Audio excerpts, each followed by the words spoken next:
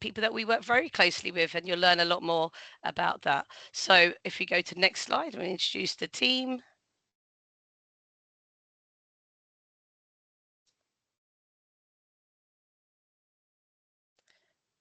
I'm hoping we're going to have no IT problems today, and it'll be me that has an IT glitch, Matthew. So hello, I'm Christina. Some of you may know me, some of you may not. So I am the National Lived Experience Ambassador. I have been off for a little while. I'm so glad to be back again. Yeah, very excited to be back with some of our colleagues from our team.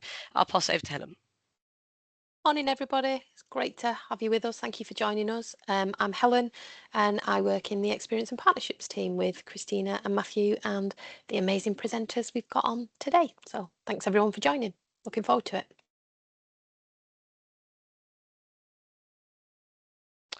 Matthew.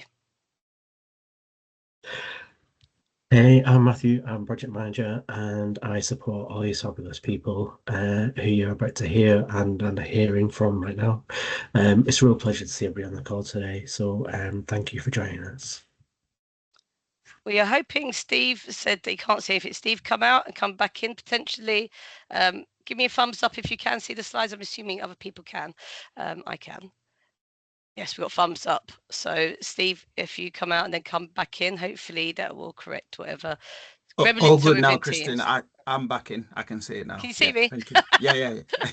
If you go to the next slide, please.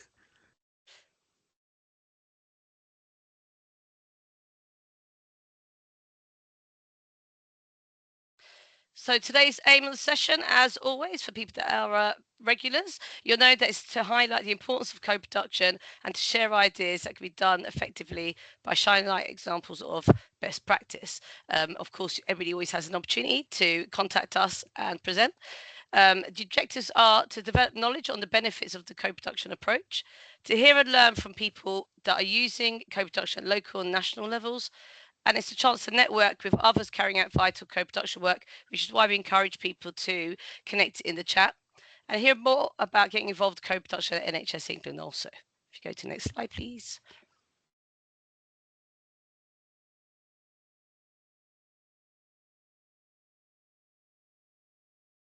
I do think there's a few Teams gremlins today because I've got major delays, so I apologise. So what is meant by the term co-production? I always read this one out to ensure that if people are using screen readers or have different reading abilities, etc., that we really need to understand what co-production is in this context today. So co-production is a way of working that involves people who use health and care services, carers and communities in equal partnership, and which engages groups of people at the earliest stages of service design, development, evaluation. Co-production acknowledges that people with lived experience of a particular condition or conditions are often best placed to advise on what support and services will make a positive difference to their lives. Done well, co-production helps to ground discussion in reality and to maintain a person-centered perspective. When we share the slides, you will have the link which shows where this definition has come from, the model of co-production. Go to the next slide, please.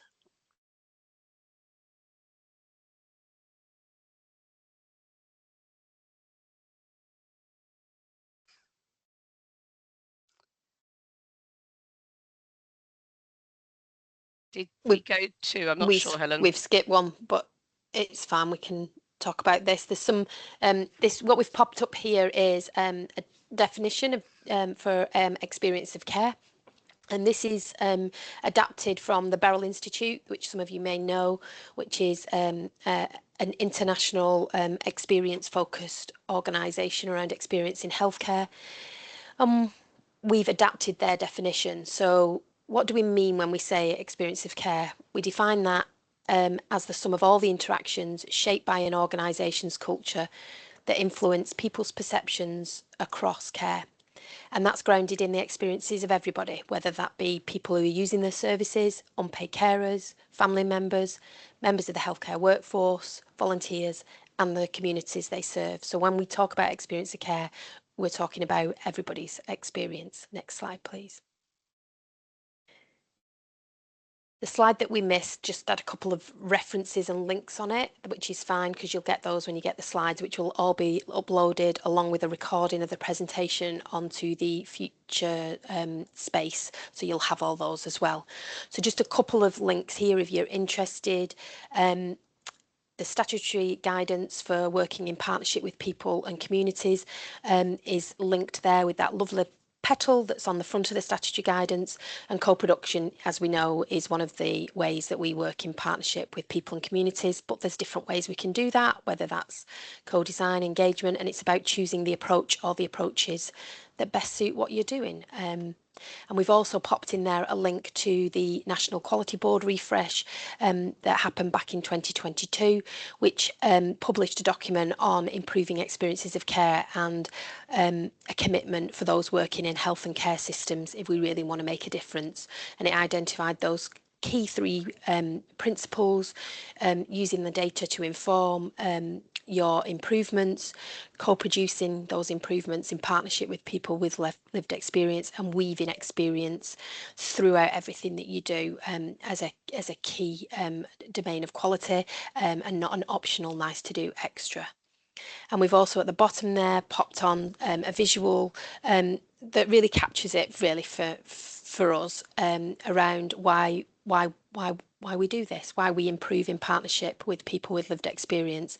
And that is absolutely because when we do that, we know that's where the magic happens, and we will improve experiences of care because we'll have that diversity of view, those different perspectives. And if you ask people using and providing services, what are the challenges, they'll tell you, and they'll also have great ideas to make the difference. And we're going to hear some of the work from the unpaid carers, how they have used and worked in partnership with people with lived experience this morning.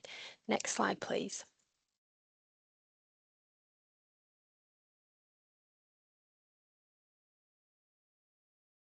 And there's a couple more resources on here. And again, we'll pop links in the chat as well. Matthew will do this.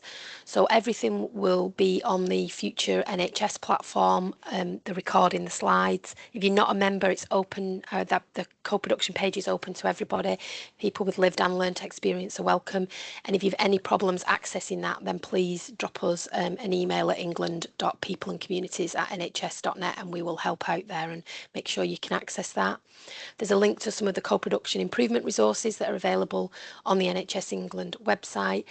And we've also popped some links in there to NHS Impact, which is the NHS's approach to improvement in England. And that clearly identifies that co-producing with people with lived experience is a key part of how we do that. And so there's some details there if you're interested in finding a little bit more about that.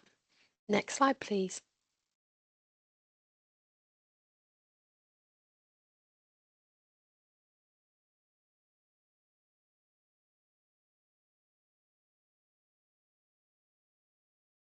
Just and it's before, now time. Go on. Oh, I was just going to do our little disclaimer here. So we do talk about how important it is to present with people with lived experience. And just a disclaimer for this week, this month, is that actually, unfortunately, our speakers for today were unable to attend. So fortunately, some colleagues within our team have stepped in to talk about wonderful work that they are doing. Had we had more time, we potentially would have changed the times of today, because working with young carers brings a different element, doesn't it? That actually they have education, they're in school, they're in college, and therefore are unable to attend today. But be rest assured that there are many of us with lived experience. Me, myself, I'm somebody with a carer who has become a carer. So it is important that we do recognise that there are times where it is not possible, but their voice, without a doubt, is within this work. And I'm glad to pass it over to Rachel, Steve and Jim. Next slide, please, Matthew. Hi, I'm Jim. I'm from the Experience and Partnerships team. I think we've got our names there, so I won't introduce myself any more than that. Apart from I'm an experienced care manager working particularly on unpaid carers. That's the majority of my work. So as Christina said, unfortunately got no lived experience partners here today. I'm really sorry about that. that was just due to carers, caring responsibilities, school responsibilities. But we have included their input during the presentation. And I can see that Fazana's here today, who's helped the Unpaid Carers Working Group work on a number of awareness weeks. So we have actually got somebody here today in Fazana. So you never know, we might hear Fazana's voice later. I absolutely love this slide. We need to stop just pulling people out of the river. Some of us need to go upstream and find out why they're falling in. So that was Desmond Tutu. So I really enjoyed that when I saw that graphic. We're going to be talking about the importance of keeping unpaid carers high on our agenda. We're going to talk about unpaid carers and the NHS 10-year plan that came out in July, and co-producing national work that focuses on unpaid carers. Next slide, please. Matthew.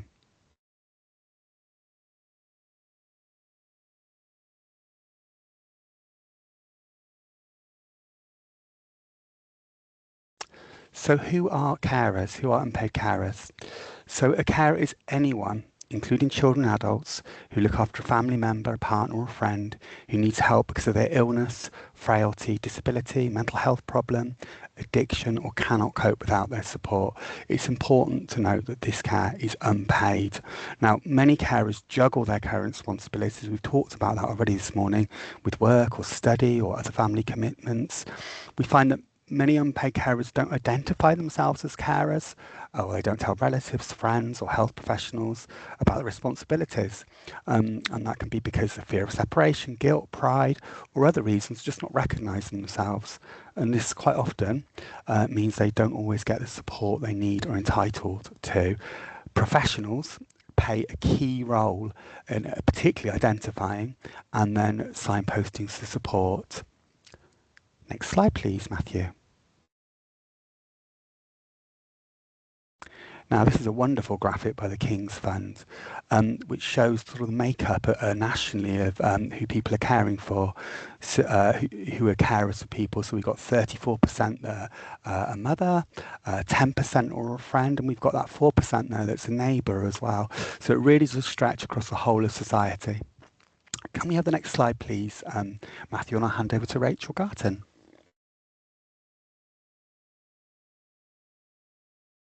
Thank you, Jim. Hi, everyone. I'm Rachel Garton. I work in the Experience and Partnerships team with Jim and Steve and Helen and Matthew and Christina. And I think first off, just a thank you for the opportunity to come and present today. We really appreciate it. We are going to talk about co-production, but we would never miss an opportunity to just highlight why it's important that we think about unpaid carers throughout our daily work. Always want to jump on an opportunity to do that. But we'll whiz through a few slides before we give you some examples of how we are currently working with lived experience partners. So as Jim said already, it's important to recognise who are unpaid carers and what kinds of care they are providing. And there's some really stark statistics around the profound and positive impact that people on people receiving care, but also on society and the economy. So the value of unpaid care is estimated at £162 billion every year, and that is the equivalent to a second NHS. And I think we know that the work that unpaid carers do saves the health and care system an absolute fortune financially. And if we don't support unpaid carers and we don't know who they are, then that would have a huge impact on the people that care for the system as a whole. So it's vitally important that we recognise our unpaid carers. And as Jim touched on already, too often they don't get the support they need, and it comes at a significant personal cost to unpaid carers. And we know that we need to improve identification and support for unpaid carers. And as Helen and colleagues have spoken about already, the best way for us to do that is to work with those unpaid carers to make sure that whatever we are producing nationally is going to actually improve their situation and the people that they care for. We know that census data shows that there has been an increase in the proportion of people providing care for between 20 and 49 hours a week, and a slight increase in the proportion of people providing 50 or more hours of care per week. And I think it's really important to recognise that some of these people who are providing this level of care are also trying to juggle jobs, education. So, you know, I think it's important to just think about that for a minute and think if you are not an unpaid carer and you perhaps work full time, having to try and do a lot of this stuff in addition to, and you may also be caring for, you know, you might have children as well. And often the census data tells us that it's women who are more likely to provide care than men. And also, it's important to think about the age group of the majority of people who are providing care between 55 and 59. And I think to consider there as well, you know, as we get older, our health starts to decline. So we may be battling with our own health issues as well as providing care for somebody else. And then that is compounded by the fact that there is evidence to suggest that providing unpaid care impacts on people's physical and mental health as well. Next slide, please. IT is not working in our favour this morning, isn't it? Like that pause between each slide to take a minute. Oh yeah, thank you. So there was, if you are interested in understanding more about unpaid carers, or you work in the unpaid carers arena, you may already be familiar with this. But research commissioned by Carers UK found that 1.2 million carers live in poverty, and 400,000 unpaid carers live in deep poverty in the UK. And I think thinking about the impact that caring already has on people's health and their economic status. In addition to that, when people are living in poverty, imagine that their health outcomes are much worse again. And the State of Caring survey results found that 61% of unpaid carers are worried about living costs and managing in the future.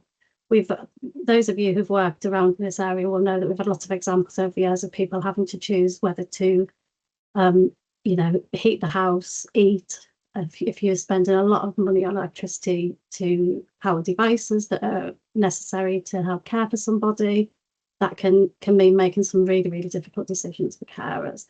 So it's really important that we understand who they are, what their experience is, and how we can link them in with the necessary support. And the census again said that 1 in 4 carers reported that they're not in good health.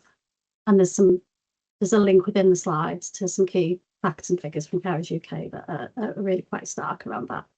Next slide, please.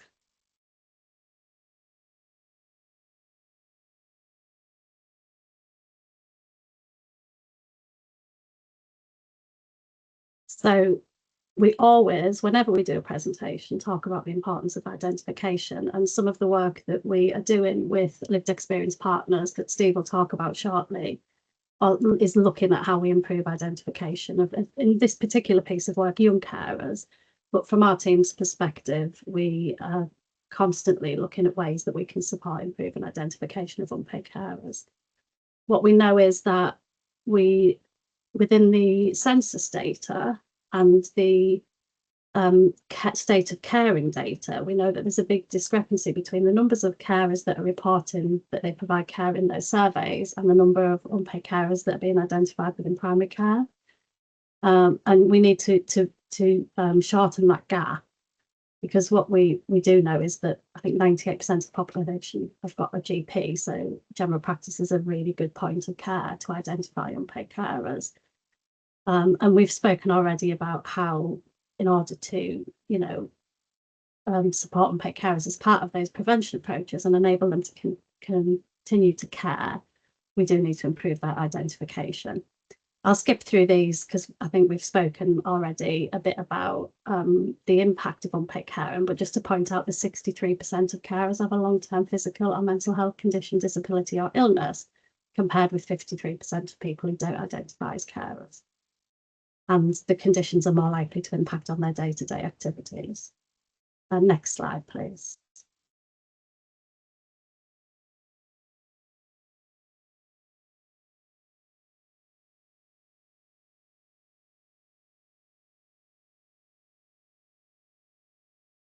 Okay, so the work that we give you some examples today of co-producing with some older carers, but the main piece of work that we're going to talk to you about today is in relation to young carers.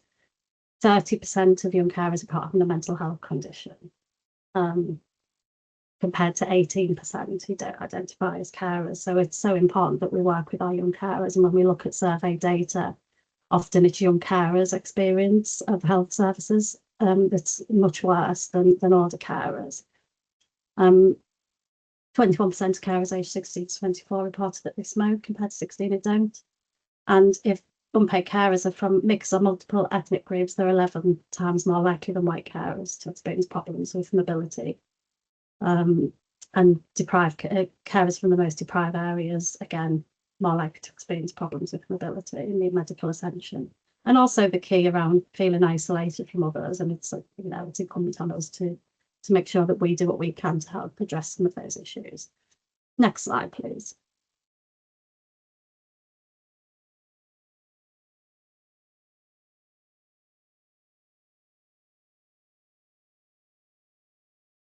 Can we go straight onto the next slide, please, Matthew? I'm going to whiz through these because I think it's more important that we hear from Steve and colleagues in relation to our examples of working with lived experience partners and co-producing. And I think it'd be great if we can have a time for a good discussion around working with lived experience partners who are unpaid carers.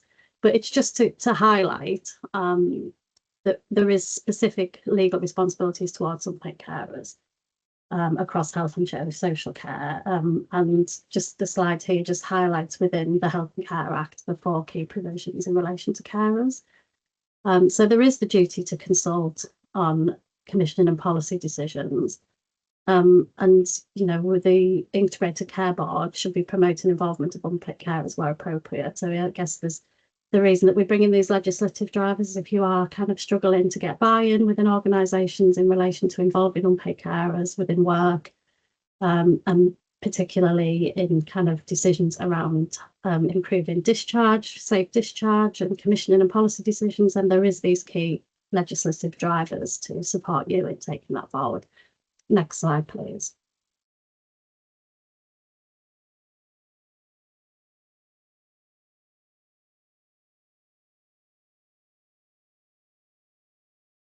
Okay, so these are some further legal responsibilities just in support of what I just said on the previous slide. The Care Act 2014 talks around what local councils are required to do support unpaid carers, and I think it's worth understanding a little bit about these as a professional or as an unpaid carer in your own right, to understand that there is, there's things that you are entitled to as unpaid carers. Obviously within adult social care, there is the application threshold, but it's important to understand that there is legislation in relation to what you should and can expect as an unpaid carer. And just to highlight to people, if you weren't already aware, for working carers, there is the Carers Leave Act 2023. So there should be some support within organisations to balance work with unpaid care. Next slide, please.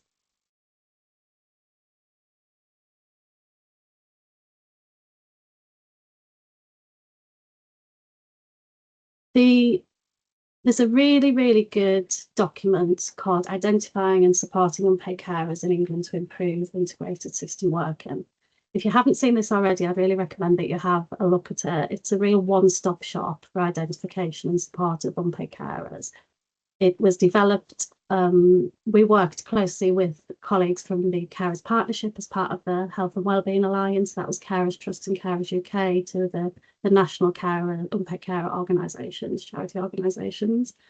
And there was a lot of time spent putting this together. It was co-produced with lived experience partners and also with professionals working on frontline services. And it's a great one-stop shop. It's got the legal duties, it's got information around discharge, it's got information on carer contingency planning, carer identification. You can kind of go in there and find things that you need just to get you started if you're new to working with unpaid carers. And if you're not, I use it a lot just as a point of reference if I need to pick out some kind of facts and figures or bits of information quickly. So so the link is in the slides, which I expect will be shared.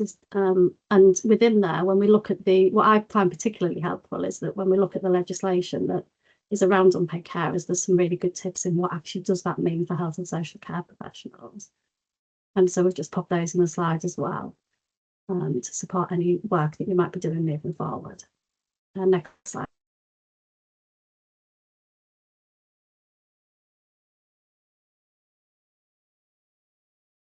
but we can just highlight that the Darcy review did say that we really need to think of a new way of working with unpaid carers. As part of an NHS for the future, we have to have a fresh approach to how we work with unpaid carers, and particularly an approach to reducing health inequalities for children and young people, the CAR 20+5. Some areas have recognised unpaid carers as one of their +5s because of the health inequalities that they experience. So it is worth a look at that as well. And you will see unpaid carers throughout the 10-year health plan. In particular, the need for systematic recognition of unpaid carers and linking them in with the support that they need to keep on caring. And also on the horizon, the NHS app will have a My Carer function within the app that will enable unpaid carers to, access appointments, order prescriptions, etc., for the person that they care for, to try and kind of ease that burden of care a little. And we also, within the 10-year health plan, there's a recommendation that unpaid carers are systematically identified through care planning processes for the people that they care for. So there'll be a lot of work moving forward to ensure a robust implementation of the 10-year health plan. So just worth highlighting those if you do need other drivers to support any work you do moving forward. Next slide, please. And now you get to the bit that you're really here for. So I think I'm passing back over to you, Jim, for this. Is that correct? Thank you, Rachel. Yeah. So next slide, please. Thanks, Matthew. So we use feedback and data. For example, we work with colleagues to understand GPES, the GP extraction service, and I think Rachel's touched upon the GP patient survey already. We co-work and collaborate across NHS England. So we work with people like the NHS app team, the NHS mandate team, the GP contract team, and we collaborate with government departments. So, for example, Department of Health and Social Care.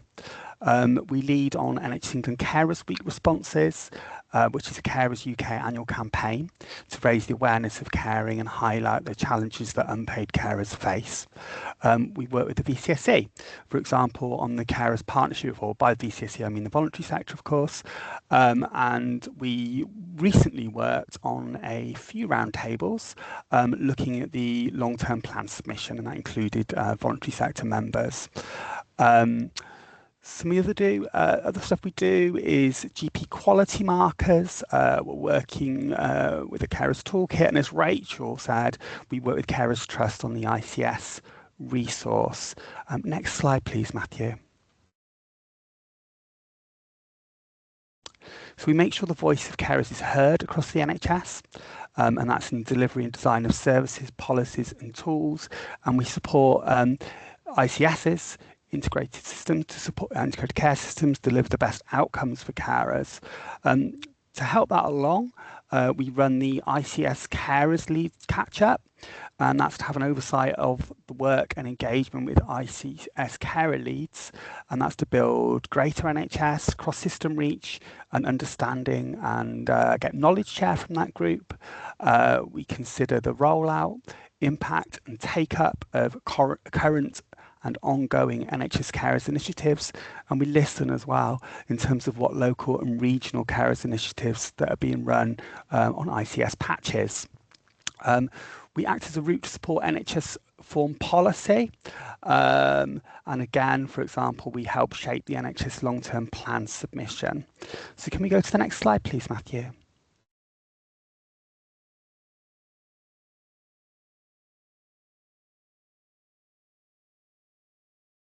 And we share best practice and lessons learned so that other services can learn and improve. One of the functions that we run is the bi-monthly lunch and learn.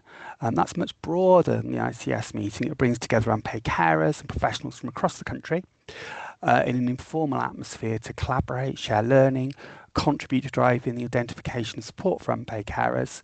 And it acts as a route for knowledge share between the NHS and unpaid carers and professionals on national strategy, policy, and our carers programme of work. Next slide, please, Matthew.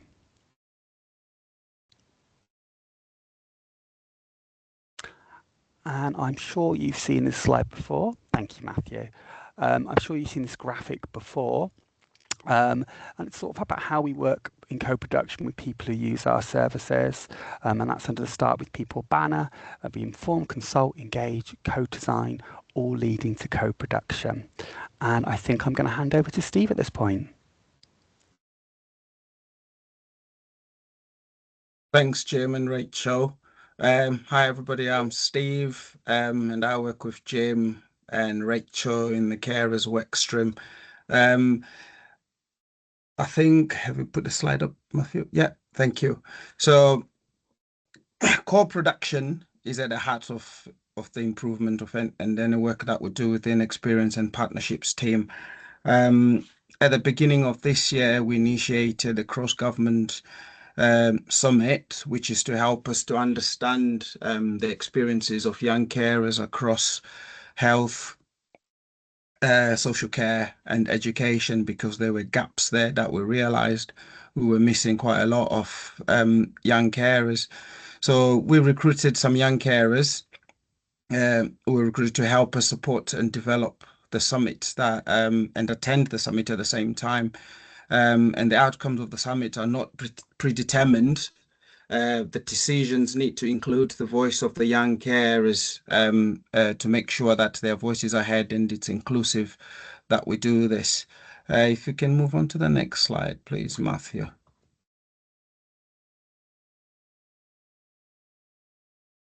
think I might have.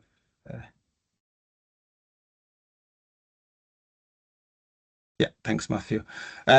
So the outcomes in terms of the aim is to improve the experiences and outcomes for young carers across health and education, as I mentioned.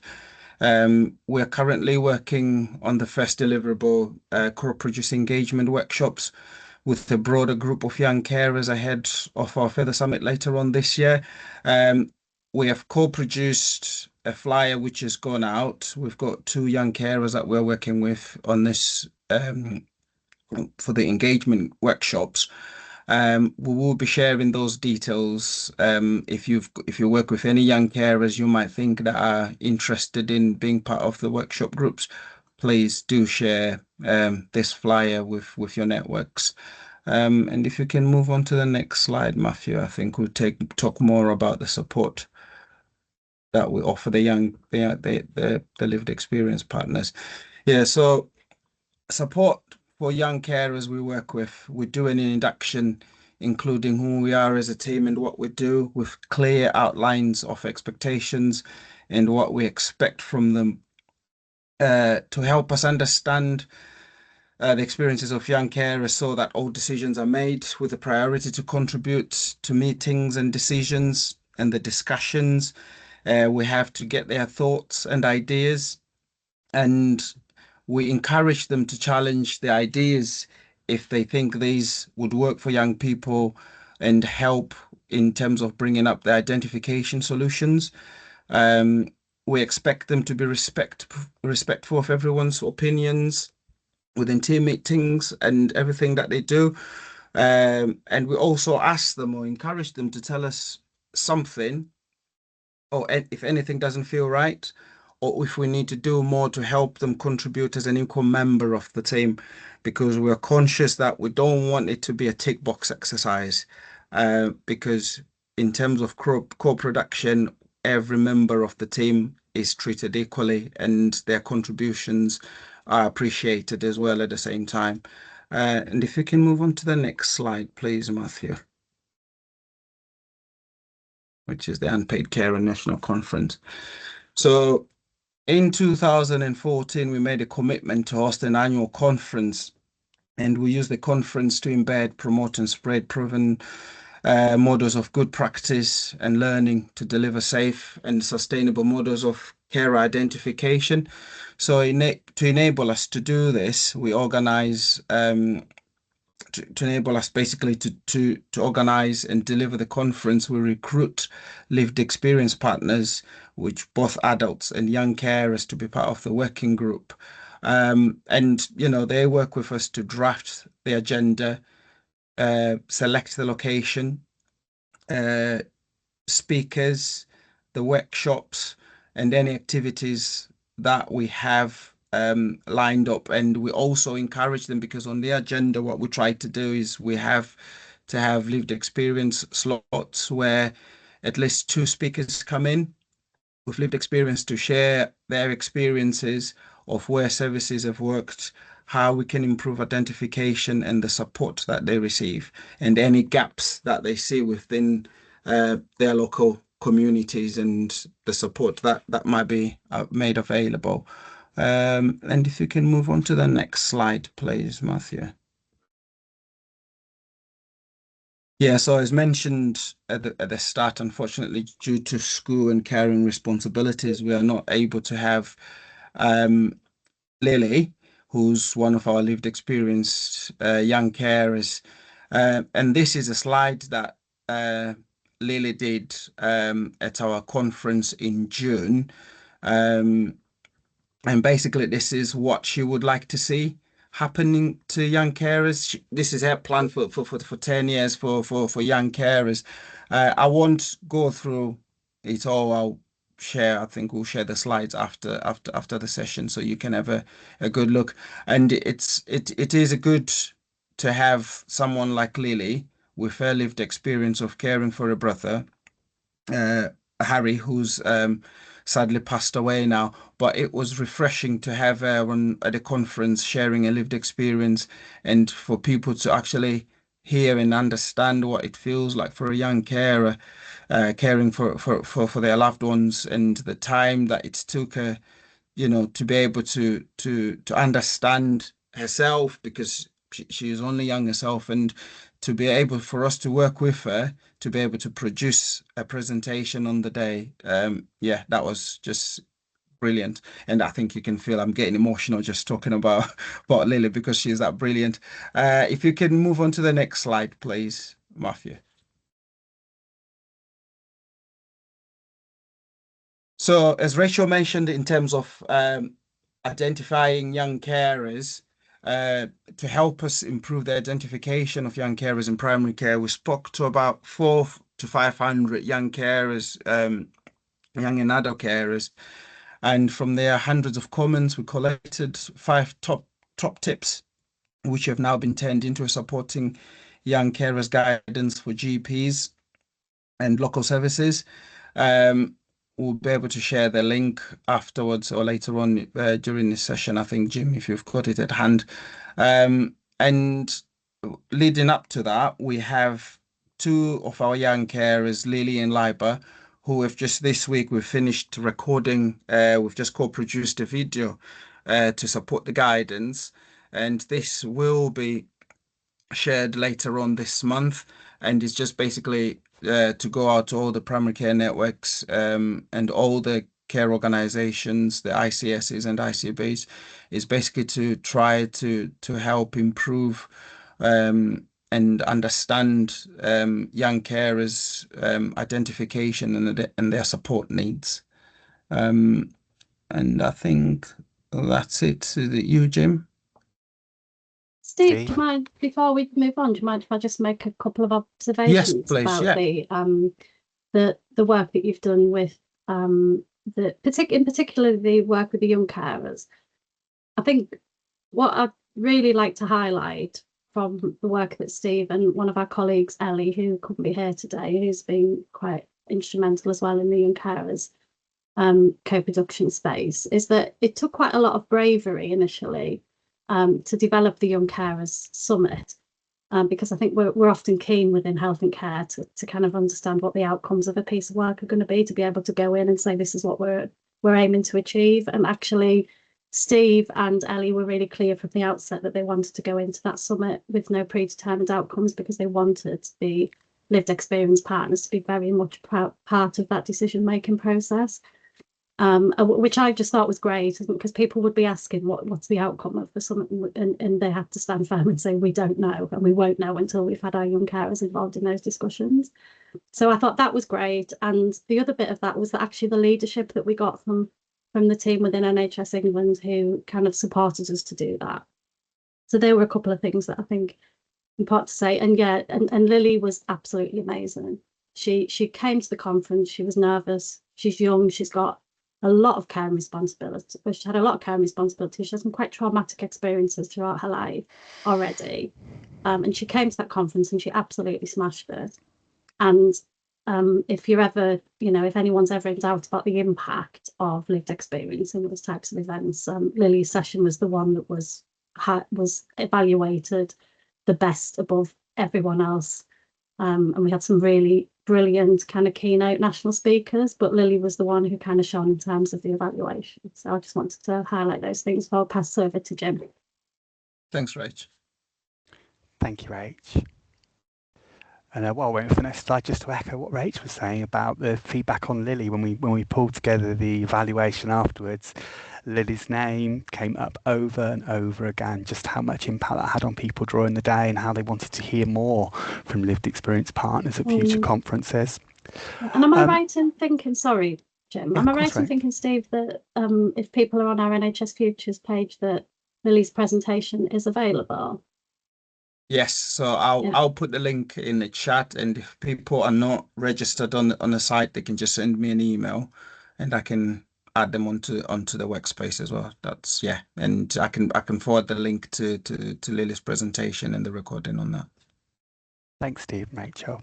So just to look at some additional resources.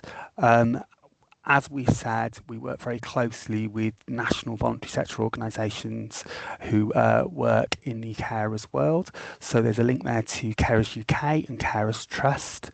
There's a link there for caring as a social determinant to health. There's some information on SNOMED guidance. There's the codes that GPs use to code carers. And NICE guidance, supporting adult carers. We've got a CQC Mythbuster, Caring for Carers, which is a really good publication. And then, as Steve and Rachel said, we've got the Futures platform, Commitment to Carers. And as Steve said, if you give him an email, he'll sign you up for that. So could we go to the last slide, please? I think we're going to take questions now, if that's okay. If anybody's got any questions, please do pop them in the comments box or put your hand up.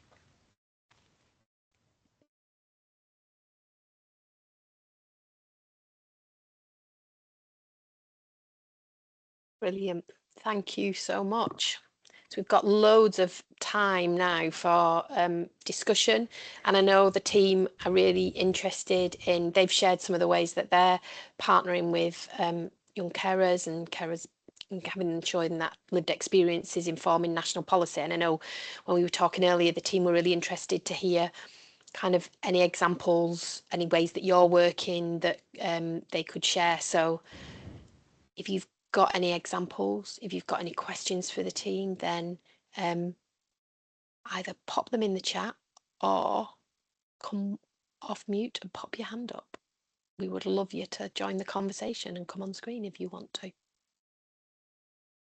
Christina, I know you, while people are thinking, you were really active in the chat. I wonder if you have any comments, reflections, just while people are thinking, because I know there was a lot of information there in that presentation. Yeah, I really like the fact that there are people even identifying themselves as young carers, even now at this later age. So Rachel Chandler we were having a little conversation in the chat, but actually at different points of our lives, we can also be carers or find ourselves needing a carer. So I think it's such important work. But also what I wanted to highlight was how important it is for young carers to recognise that their input is just for a meeting, but actually they're gaining skills to have that confidence to speak with adults, to be in a conference, to be able to speak in the conference, even if it's a recording, and how powerful that is. But I think those are skills that are really useful. And how, looking back and just how I've even got to this point here, I wonder how many of my tenacity and ability to think on my feet comes from actually being a young carer. So it's just making me reflect a lot today as well. Rachel, are you still with us? Did you want to come in?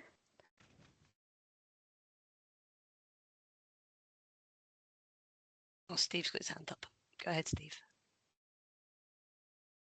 Thanks, Christina. No, I was just going to add to say, bringing in lived experience partners, it brings its own challenges, because most of the lived experience partners wouldn't have worked in such an organization that's got too many policies around how we work or anything like that. So I think there's always the thing about how can we make them comfortable enough to be able to contribute? How can we make reasonable adjustments and anything that we do to be accessible for them to be able to contribute enough to the conversations, and especially with meetings, when we talk about young carers, the ones that we work with currently at the minute, we've got Liba who's 13 and Lily who's just 16. So we've got to be prepared to make sure that we make reasonable adjustments for them, like meetings that we have with them. We can't have them during the day. They have to be after school. So we have to allow ourselves to say we can only have meetings with them at about 5 during the day. So it's always about, be considerate when you're working with people with the lived experience. Just as you mentioned that, it triggered a bit of a memory for me, and also the issue around safeguarding, because if they are under a certain age, Steve, do you want to just highlight that? Or I know Rachel's nodding as well, that actually, yes, we're working with young people, but there were some steps that Steve and Ellie took to ensure that safeguarding was considered. Steve, do you mind just addressing that? Yeah, no, yeah, that's fine. So like you've just perfectly highlighted, Christina, we had to contact our safeguarding team to make sure that we've got everything in place. Is there anything that we need to know in terms of the young carers working with us? For example, like Liba, we know she's 13, so when she's on the call, her mum is sitting next to her, not directly on the screen, but sitting next to her to make sure that, she's there, she's feeling supported, and she understands everything else that we're discussing. And same with Lily. Yes, she's brilliant, but we still give her that decision. The decision is up to her whether she wants somebody else to support her on the day or not. So yeah, it's always a case of making sure that you've got these policies in place and to make sure that the people are well supported. And that includes after meetings as well, isn't it? Just ensuring that there is a debrief. And I think those are things that people quite often forget with lived experience. People are sharing a part of their lives, and that can actually, it needs to be unpacked a little bit sometimes. It can bring up topics, especially with young carers. We need to make sure that we are safeguarding people's well-being as well. I'll bring Rachel in at this point. Yeah, and I think just kind of on that theme, I think the work that Steve and Ellie and others in the team have done has been absolutely fantastic, but obviously it doesn't come without its challenges, and any examples that people might have of how they've overcome challenges, we're always really, really keen to hear about, and I think it's really important to not underestimate the degree of support that Ellie and Steve gave to Lily pre and post the conference to enable her to be able to do that. And it was, absolutely necessary and worthwhile because she was fantastic. But we don't kind of sit here and underestimate that sometimes they can be quite, as teams, we ourselves need to make sure that we've got the support in place to be able to talk to colleagues to know that we're doing things in the right way. And we've been able to come to Christina and Helen and other colleagues within the broader team to say, actually, is there anything that we're not thinking of here? So I would say, seeking out support as well as the people who are working with the lived experience partners is really important. And also, I think one of the challenges, Steve, that we had with the Unpaid Carers Conference is that where we want to co-produce, sometimes organisationally, there is hoops that we kind of have to jump through to enable things to happen. So we can only, so with the conference, sometimes ultimately the working group where the lived experience partnership sit might not be the main decision makers. So we're very clear with our lived experience partners around why they're in that room, and while we're all in that room, that we will come together collectively with recommendations. But ultimately, because we're working within an organisation, we will still have those decisions will still have to go for sign off in some cases. So I think for us as well, it's been really, really clear about the parameters with which we're working in. Is this something where it will be completely co-produced and the outcome will be absolutely equal, or is it something where actually we really want input, but we won't necessarily be able to 100% influence the outcome, because there might be financial constraints, or there might be legislative processes that we need to adhere to. So it's just about that open conversation from the outset around the aims of co-production. Highlighting it perfectly, Rachel, the need for honesty and transparency. And I think with every lived experience partner I've ever worked with, is being up front a bit and saying that actually we have our own limitations as well. And I think that honesty means that you can work in partnership much easier. I see Fazana clapping. I think that she's worked with me many years. Glad to see you clapping, Fazana. Is it Tamsin? Am I pronounced that correctly? It is. Would you like to come in? I was literally just in a meeting where we were discussing how people read your name. It's Tasmin a lot of the time, but you got it perfect straight away. So thank you. Just one thank you. It's some amazing work you're doing and really setting the foundations of good practice. I actually work as a lived experience lead within Kent and Medway ICB. So I work as a lived experience lead within the Children's Mental Health Commissioning team. So my lived experience comes from mental health in that aspect, but I was actually a young carer as well, which is not something I really talk about in my work, because it's not what my role is, but just disclosure on the meeting, I was a young carer as well. It's something that in terms of I've run conferences and events where we've brought young people. I work a lot on a young adults pathway, so 16 to 25-year-olds as well. We've run conferences and events, and I'm such a big advocate for one, remuneration, because if we're being paid to be in the room, then so should they. They're bringing their expertise, we're bringing our expertise, but it's just the safety around it, just approaching things slightly differently, making sure you're meeting with them before an event or before a meeting or anything like that, making sure they have support during that event. We've kept spaces with mental health first aiders separately, so there's information in there, but also sensory toys and different sort of mechanisms that they can have for support. And I always make sure I'm checking in with them after the event. But it's really great to hear that that's being replicated, because I think especially when we've had this really tokenistic practice in the past of you have a lived experience person come into a board level in a really strategic meeting with some very high level members of staff, and as a lived experience person going in, you're not necessarily aware of the inter-organisational politics, which plays such a big part, and it then becomes tokenistic.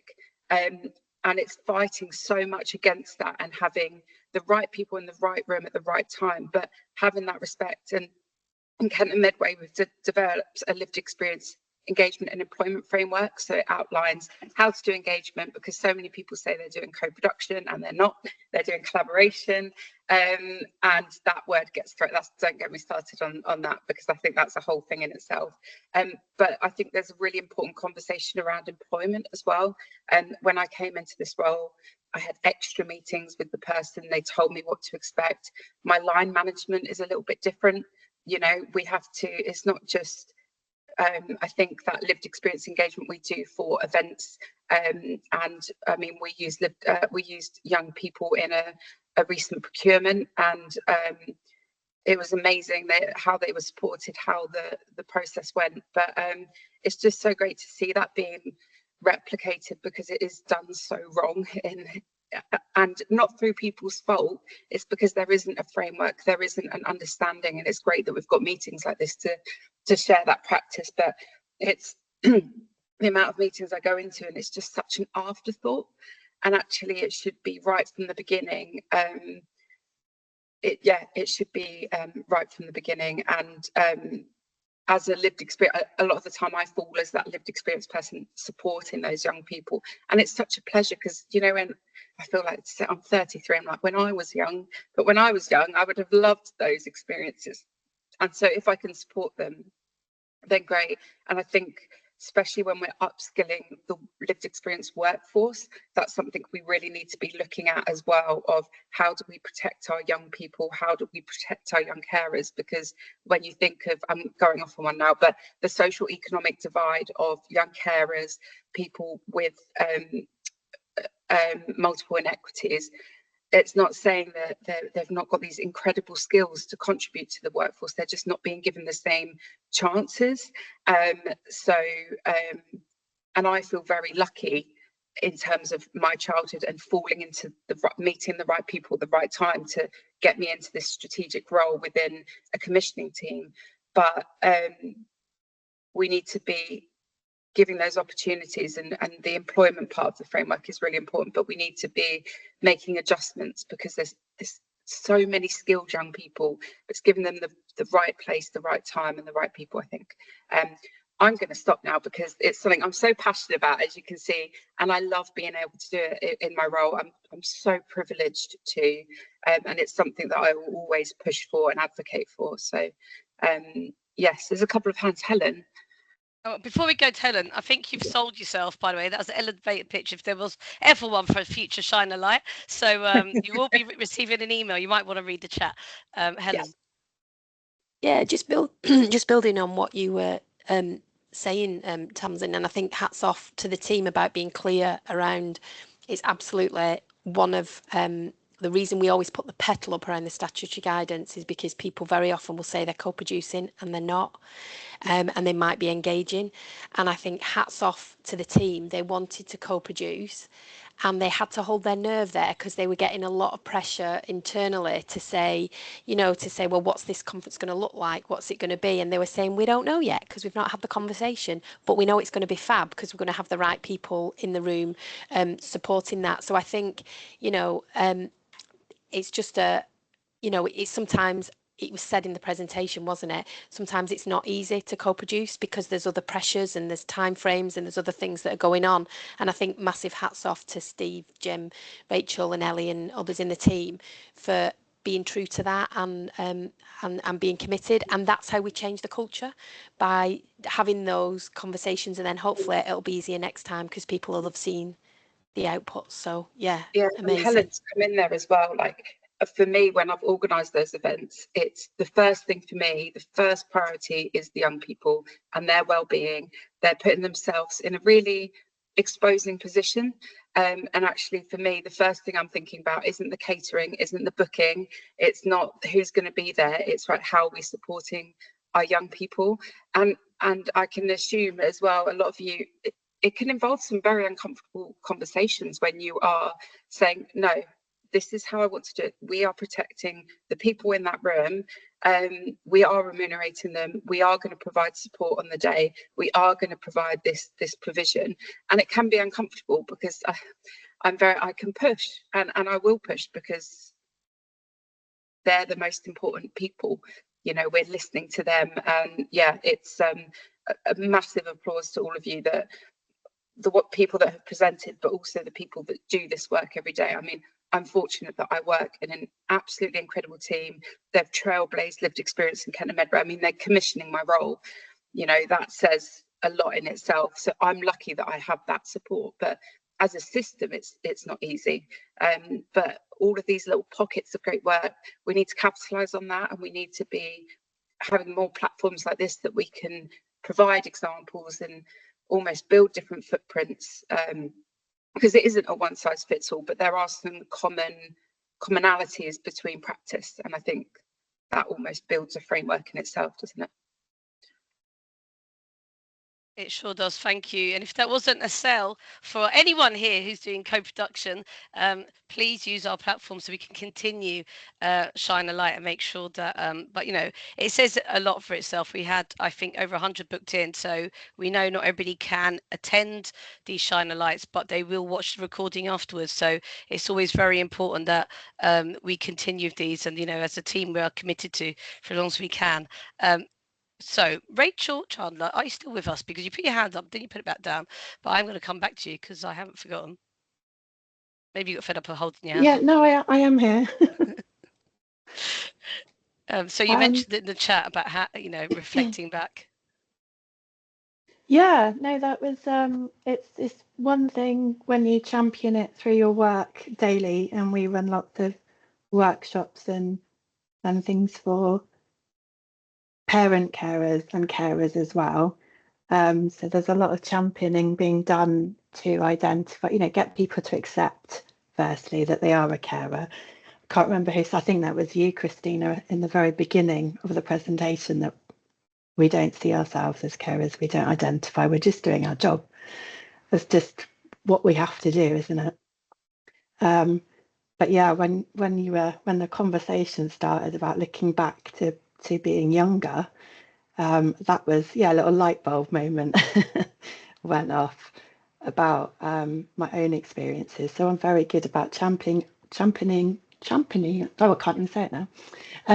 Identifying for other people, and even identifying for myself right now. You know, I have 2 adult children that I care for, but yeah, amazing then to look back and think, oh gosh, what was going on then?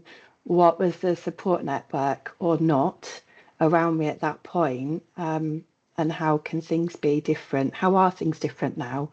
But yeah, there is still a long way to go. But it's great hearing all this chat in here today, and what a difference that would make if we'd have had that back then in our lives. Thank you Great. so much for sharing. I know I've put you on the spot, but thank you. I really Yeah, appreciate sorry. it. I thought you were talking when you called me out. I was like, oh, I thought she's talking about Rachel, who's hosting, so I better be quiet. Well, it was in the chat, and that's what's so important about these sessions, is that we do connect with people in the chat, because obviously you know, people communicate in different ways. But thank you for coming on the mic as well, because it highlights something really important to me as well, is that how do we look after ourselves? Because it may be in a meeting we're working with people with lived experience, partnering with them, and it may trigger some thoughts or feelings from our own past. How important it is as a team to have that kind of safe spaces and be able to actually support staff, which, you know, may not realize they're going to be triggered by conversation. And sometimes we do trigger warnings in these meetings, and sometimes, you know, it'll just be naturally or something that will come up that we won't realize will have an impact. So do feel able to reach out to us if you want to have a further conversation. And please do reach out to support if you require it. You know, it's really important. We know that these conversations sometimes do bring up things for people, and I think it's important to identify it's not just about supporting the lived experience people, but also our teammates as well. Over to Helen.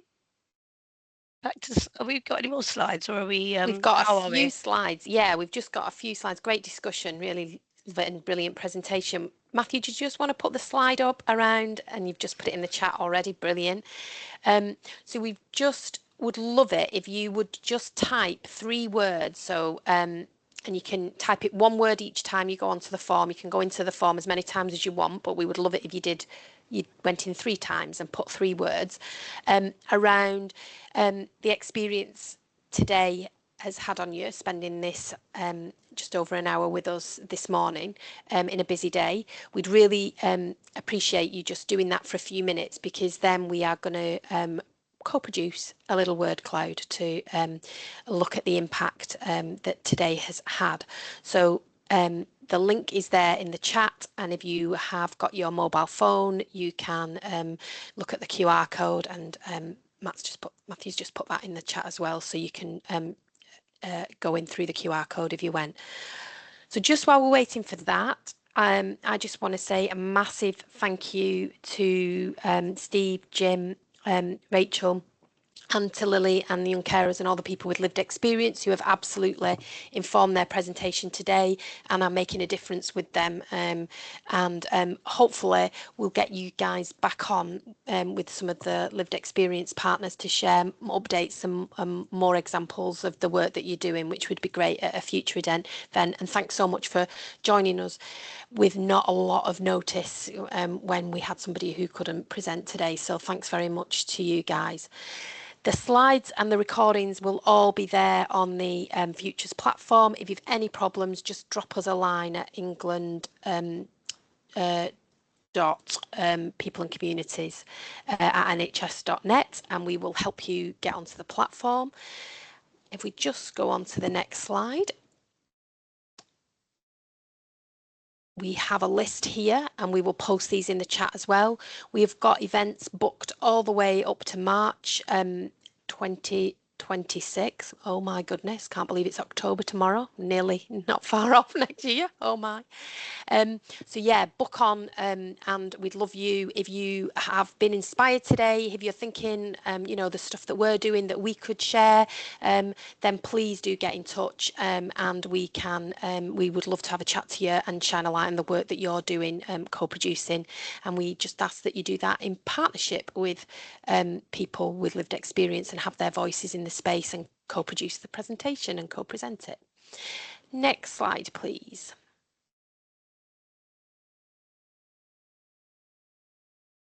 So here we go. Here's the word cloud from what you've all popped in this morning around the impact of the session.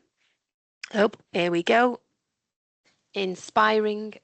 So the bigger the word, the more times it's been said as a word. So inspiring has been a word that's really kind of up there, and it has been really inspirational this morning. This says it all, doesn't it? Thought-provoking, honest, enlightening, rich resource, awesome, heartwarming, passionate, helpful, motivating, invigorating, insightful, innovative, brilliant. So yeah, if you've not had a chance yet, please pop your words in there and we will share that back. That'll be included in the slide deck, so you'll be able to see the updated final version of that, and we'll share that with the team who've presented. So yeah, thank you for sharing your thoughts there.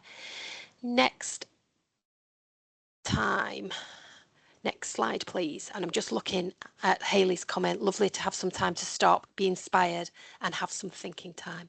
Yeah, absolutely, Hayley. So massive thank you to you all as well for taking an hour and 10 out of your busy diaries to join us. It's always the highlight of the week, hearing about the great co-production that's happening, and really shining a light on the art of the possible.